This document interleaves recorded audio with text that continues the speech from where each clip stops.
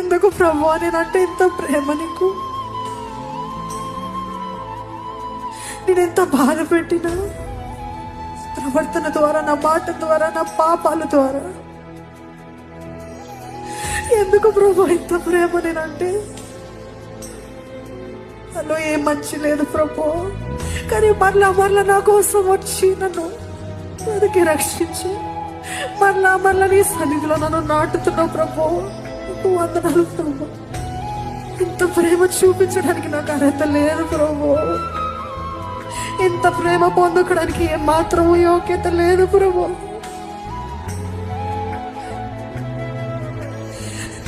ఎప్పుడో మరణించుండాల్సిందే ప్రభు నేను, కానీ నువ్వే జోక్యం చేసుకున్నావయ్యా.